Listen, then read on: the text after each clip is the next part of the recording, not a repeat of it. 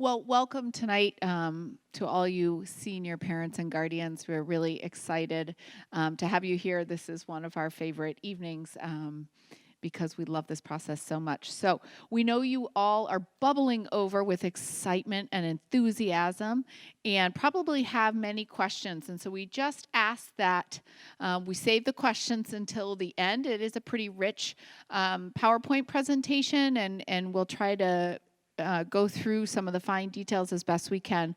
But certainly jot down your questions in your notepads or on that PowerPoint slide presentation handout we gave you, and we'll be happy to address those at the end. So class of 2020, this is exciting. Group of young individuals we have with us this year.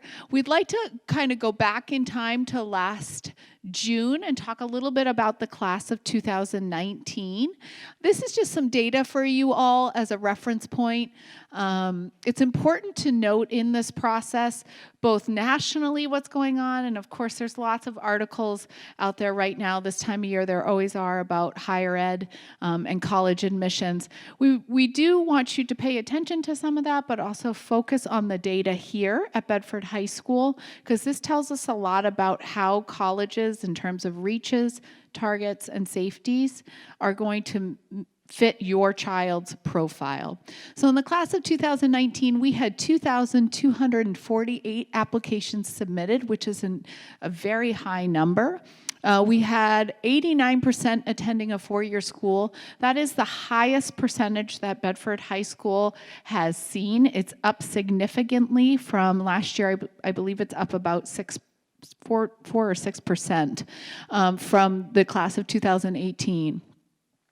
Oh, there it is, 81%. So it's just up 8%, which is great. 5% of our students are attending a two-year school. Here in the bubble, you can see college matriculations. I certainly won't go over all of those because you can see them right up on the PowerPoint. But we tried to put on arrows to show the schools that had an uptick in matriculating students. So indeed, this is matriculating students, not students that were accepted. It's students that are matriculating currently this fall. So UNH, MCC, Northeastern, Plymouth, St. A's, St. Mike's, URI all had an uptick in matriculating students for the class of 2019. So this just gives you a brief snapshot. We have kids all over the globe, really, but this gives you a little snapshot of sort of what we're seeing, the trends we're seeing. We were really excited to see actually St. Mike's had a fairly large jump this year in the class of 2019, so that was kind of interesting, as did Plymouth. So the senior year timeline really is started almost last spring when we saw your students. But currently where we're at right now, just to give you sort of a brief overview, is we are in the process of our senior meeting. So each of your senior students gets a 1-hour meeting at least with their counselor. If they haven't already booked it, that is something they want to come into the counseling office tomorrow or Monday and get booked, because counselors are filling up quickly. So that's an important part of this process.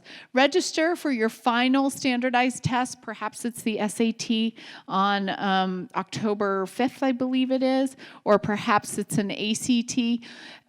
If you're not sure if your student needs to test again, since all of our juniors took it in March, do reach out to your school counselor. We're happy to help you troubleshoot that question, because it's a lot of money at this point in the game to register for a standardized test. Most of our students have requested letters of recommendation at this point. We encourage them to do that in the springtime before they leave for the summer, and most of our students are pretty diligent about that.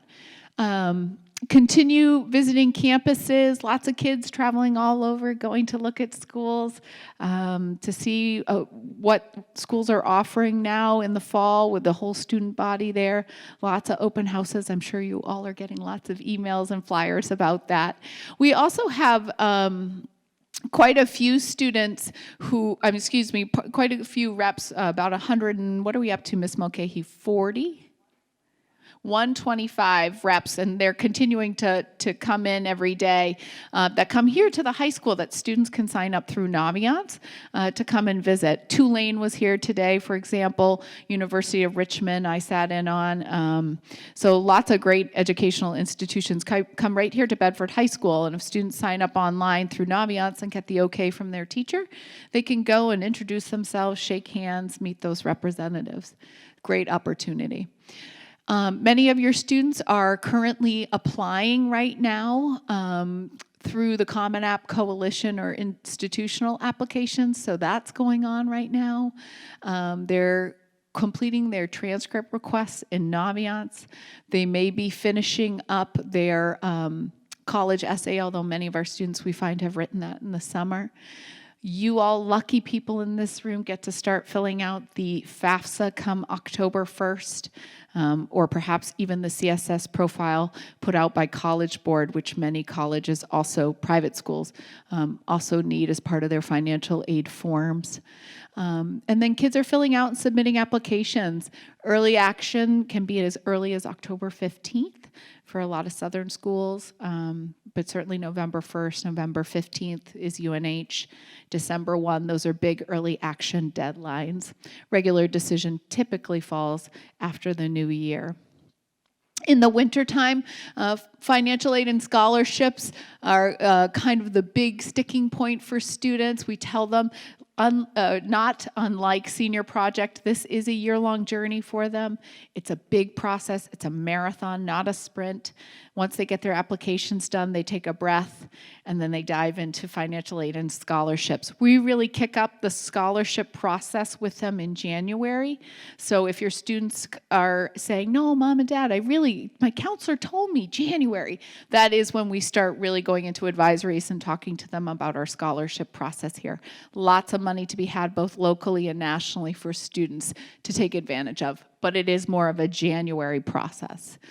And then they're going to be moving forward with that May 1st deadline. It comes fast and furious to make their decision about what sweatshirt they're going to be purchasing and what you all will be purchasing, and what title is going to be at the top of that bill is what's happening on May 1st. So it's National Candidate Reply Date, and it's a big deal for students. So really, this is a 10, 11-month journey for these students.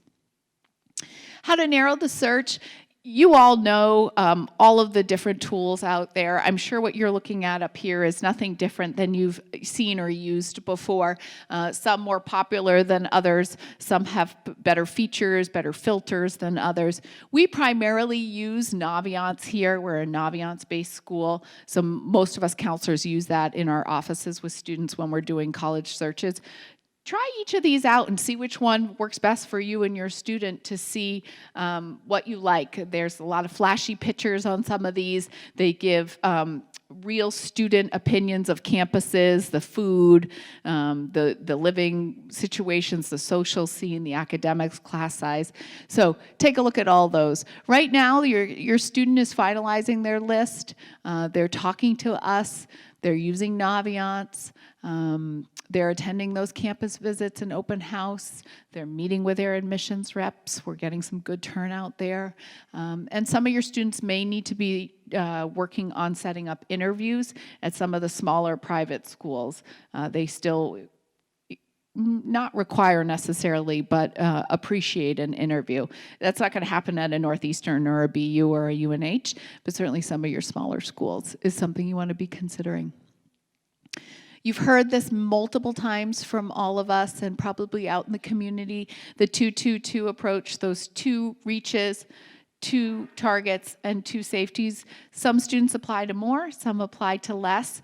Really, it's about having a balanced approach. So if you have that one big reach school, maybe you balance a little bit better with having 4 targets and that 1 or 2 safeties. We encourage students to think about what's financially safe as well as admissibly safe, so students think about what school they pretty much can get into based off of the stats that they might see in Naviance, but also what school, when it comes down to the bottom line, do they think that they can afford? And often that's where you play a big role in that conversation. The other things to consider, of course, is major. Do they offer engineering? Do they offer nursing? Do they offer political science, psychology, communication, business? What are you looking for, and does that school offer it? Is, of course, an important part, as well as cost.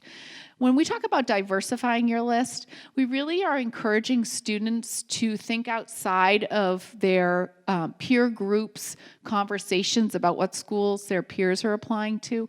So if you're starting to hear a lot of your students' friends come home and talk about all the different schools, and they're all sort of applying to the same grouping of schools, we would really encourage you to diversify their minds with thinking outside the box a little bit more about a school that maybe is just as great of an educational reputation, but not everybody is applying to. And you can see a lot of that data in Naviance as well. So we really encourage students to diversify your list. Oftentimes it yields a stronger likelihood of being admitted, and it also might yield additional monies. So it's really important to look outside of some of the schools that you might be hearing around your kitchen table with all of your students' friends hanging out. And then, of course, consider fit. Academically, is it the rigor you want? University of Richmond here today said, you know, we're a very strong institution, but we are community first. And so it's competitive, but not in the same way as some other campuses are. And I thought that was a good way to put it. Might be a really good academic fit for some students. Consider the social scene. Do they all take off on the weekends and go home? Or are there opportunities on campus? Do musicians come to campus? Do comedians come to campus? Is there a bus that might take them into a bigger city? Are there sororities and fraternities? You know, can you study abroad? Those are things all that are important part of the process. And again, financial. I don't have to tell you all that. That's often a huge part of that 2-2-2 approach, having that at least one financially safe school that you feel pretty confident and comfortable that your student can get into. And we can help with that process too, in terms of figuring out that information. So a lot to think about. We move forward with the essential pieces of the application. I'm going to welcome my colleague up here, Ms. Mulcahy, to talk about that. This is the real fun part for our students. Right, Ms. Mulcahy? Absolutely. Thanks, Mrs. Lipinski. Yes, the essentials of the application. This is when you get right into the thick of it. And when I say you, I mean really your student. So first of all, you have to determine which application. And most of our students will use the common application. Because most of the colleges within New England and along the East Coast use the Common App.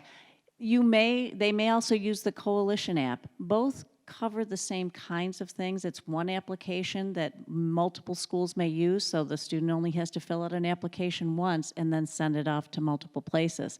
Sometimes a college, though, is still using their own application, and if that's the case, the student also has to fill that out as well. So what goes into an application? The transcript is the most important thing. Any college will tell you that that 4-year, day-to-day, month-to-month, year-to-year representation of how they've done and the rigor of their program really shows more than anything else how strong a student is academically. Some schools require standardized tests, not all. And depending, and this is where we can help the students, depending on what your student's score is, he or she may or may not choose to send scores if it is not required. If it is required, they have no choice. I don't know if you can see the bottom print down there, but there is, if you are wondering, if you have a student who does very well in school but doesn't test as strongly, there's a site called FairTestorg that will list all of the colleges that do not require SAT or ACT scores. And when they say it, they really mean it. You don't have to send them in. So if a student does need them, though, they may need either the SAT or the ACT. If a college lists both, they only want one of them. Some colleges, typically the more difficult colleges to get into, will also require something called SAT subject tests. It's up to the student to know which tests, whether they're subject tests or the ACT or the SAT, which test the college requires. They can certainly sit with us and ask us, and we can look it up, but we don't have that information off the top of our heads on every single college because it changes from year to year. Sometimes they require testing, and sometimes they become test optional. Then there is, on the application, the other things that they look at. Their activities, they will be asked to list them. The college essay, very important part of the application, and supplements. If they're using the Common App or the Coalition app, there may be something called a supplemental page that the students need to fill out. Letters of recommendation, and we're going to talk a little more about that on the next slide, but they are generally required. And if your student is a performance student or a fine arts student, they might have to put together a portfolio. Sometimes even architecture students may have to do that, or they need an audition. And again, it's up to the student to know whether or not that college requires that. And then if they are applying to a college because they've signed a letter of intent to play a Division I or a Division II sport, they need to be on the NCAA eligibility website, which we can help them with. They probably already know that if they've told us that in their sophomore or junior year. Division III, they still should be on the NCAA site, but there's no money for scholarships for Division III. Next slide. Thank you, dear. Okay. Letters of recommendation.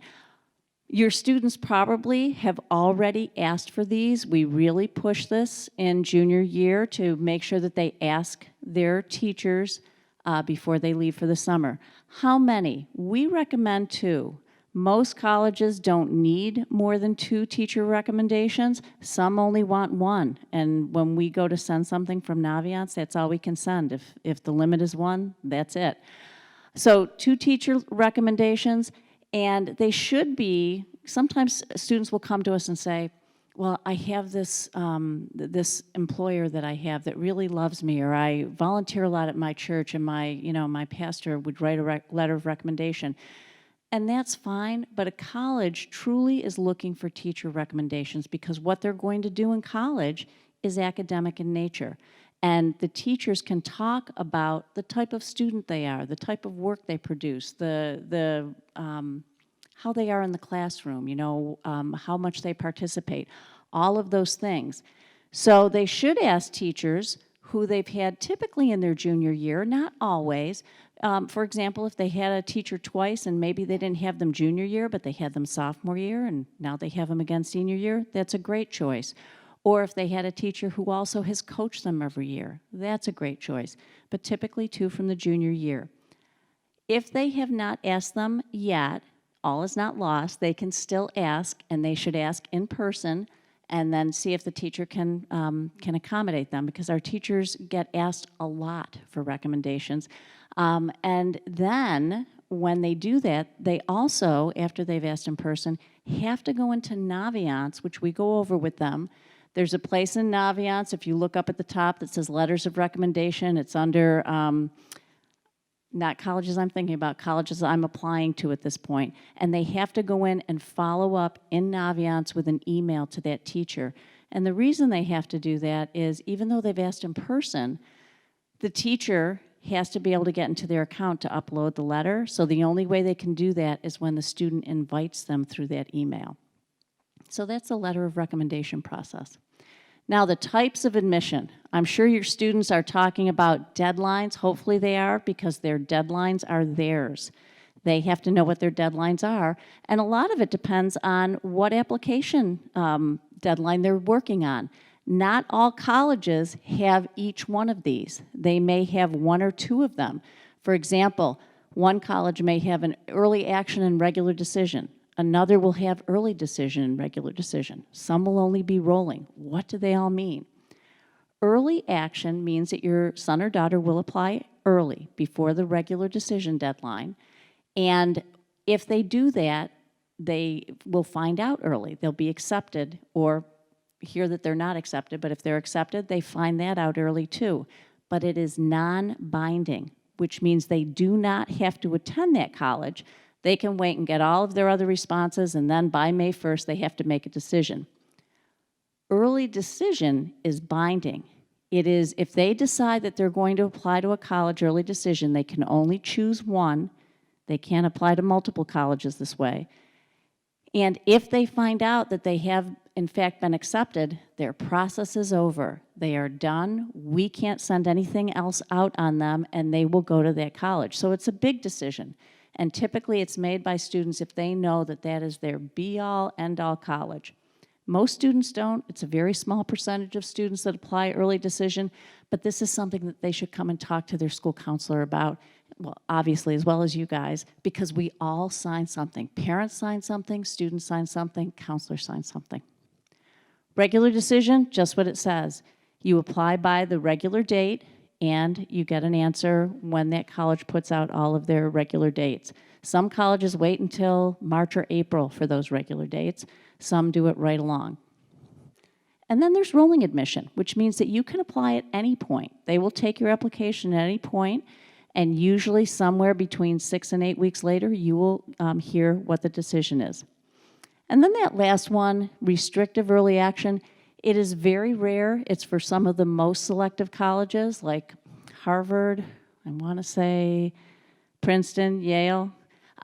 They do this thing, it's not early decision, it's not binding, but it's restrictive early action, which means you can only apply to one private school this way. You can't apply to any other private, early decision, or early action.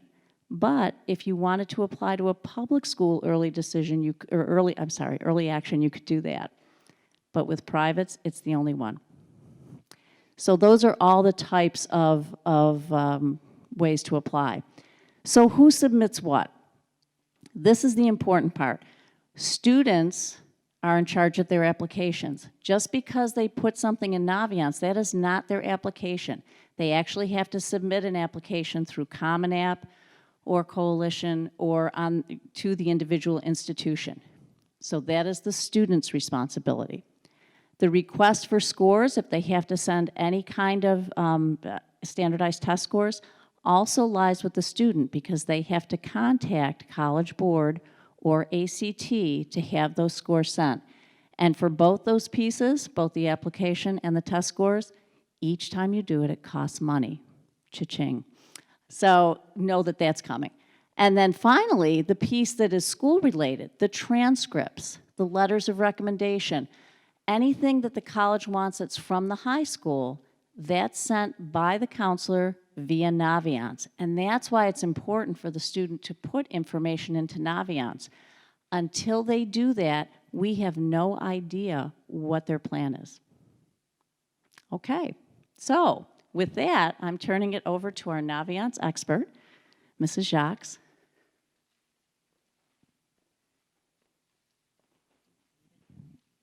So you'll have to bear with me because I'm going to actually log in as a student so you can see what that looks like, which means I'm going to be back here at the computer, but I'll still use the mic so you can hear me okay. So you're students, and hopefully you have all been into Naviance over the course of the last few years. But this is where we do a lot of work with the students on their college and career planning throughout the years, and then that's to get them ready and used to it so that when we get to this time where they're actually getting ready to send their applications, they're pretty comfortable with the system. So this is a student that we use to show people how she's not a real student, but she's got lots of schools that she's interested in. And as a senior, she's primarily working and moving things from the schools she had on her thinking about list last year to her applying to list this year. So we're going to go to the colleges I'm thinking about. And these are all the schools that she was thinking about last year. And you can see, typically when you look at this, it's kind of the projectors putting things off a little, but the box, it's usually just one line. So you have the square in the corner, and then like Florida State, Furman University. And you can see here in the computer screen the schools that are Common App schools. So this student can use the Common App to apply. So we're gonna add Furman to the application list. And let's see. Let's do Marymount. And And let me find a non-Common App school here. Here we go, Palm Beach Atlantic, that sounds nice. Can I go back to college? This is where I would go. So we're gonna add those. So once you have those box clicked that of the schools you want to apply to, sorry for the scrolling, you go back up here and it says move to application list. So you can click right there and hopefully it's gonna work. I can't see. It's not going, is it? They fixed it though. Naviance was having some issues, but they assured me it was fixed. Okay. So normally when they would click here, it goes to another screen where they check off their application deadline and they request the transcript. And then it will be on the colleges they're thinking about list. So let me just see, I'll try to refresh this and see if it moves for us. Okay. These are some things too, as you know, when we're using computer systems and programs, they don't always go smoothly. So we do encourage your student, if they're struggling with something in Naviance, to just come down and see us. Every Thursday we have open office hours during the lunchbox, so they can just walk in with their Chromebook and say, I don't think this is working right, or how can I do this? And we're happy to help them during that time. So let's go to the colleges we're applying to. Right here is where they would match their Common App. This does not allow the school to access all their information in their Common App. It only allows Naviance to send the school information to Common App. So that's how electronically Common App will get the transcript and the letters of recommendation. So by matching these accounts, again, we can't go in and view your child's Common Application. It just allows us to send the information to there. So you can see now you have some schools on the application list, and we're gonna try to request the transcripts from here. So let's go here and request transcripts. All right, it's gonna let us do it this way, so we're gonna go this way. So you can do initial transcript, where they're going, and request and finish. This is gonna generate a list for the counselor of the deadline coming up and that they're gonna need to send your students documents. We go over this process with each student in their senior meeting, so they have seen this before. This is something that has to be done through the student account. It cannot be done through the parent account. You can also add schools right to the application list. You don't have to have them on the thinking about. If they weren't thinking about it last year, but you're adding it this year because it's a great financial safety, or maybe they contacted you with an opportunity for a scholarship or to play a sport, so you're just gonna add that right to your application list, and then you just request the transcript right there, and then it's on the list and it's on the radar for the counselor and the student to get all those materials. So this is our communication technology that we use for students in sending out letters of recommendation and transcripts to all of the colleges. So Common App matches, and we send it right to Common App. If it's a non-Common App school, it still will allow us to send us via Naviance electronically. And there's probably a handful of schools now that we do still have to mail. Very small amount, but you'll see a postage stamp on those, and it's the same process for the student. It just tells us that it's a different process for how we send things. They still request the transcript in Naviance, and then that we see the postage stamp, so we know we have to print those out and mail them to the school. It doesn't change the process for the student. So that's Naviance.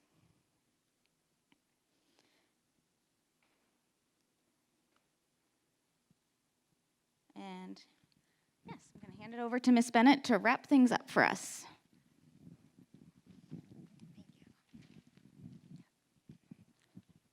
Okay, so there's a couple dates that are coming up that we just want to make you all aware of. So the counseling office this year has been putting on these little workshops for the Common App. So these are a great opportunity if your student has specific questions about the process, how to enter certain things, where to enter certain things. They are more than welcome to come. We're going to have 4 different sessions, and these have been advertised outside the counseling office as well, so hopefully students have seen this. But so the next one, we have a couple next week and then a couple in October, and they're just very short, just an opportunity for students to come in and get some of their specific questions answered as they're going through this process, because it can be a lot. There's a lot of information that goes into the Common App, so we just want to help them through that process to make sure that they are doing it correctly and that we can answer any questions along the way. So NEAF, which is the New Hampshire Higher Education Assistance Foundation, they provide a lot of free services around financial aid and how to go through the process of applying for financial aid. And they are also having a workshop that'll be here on Thursday, October 3rd at 6:30.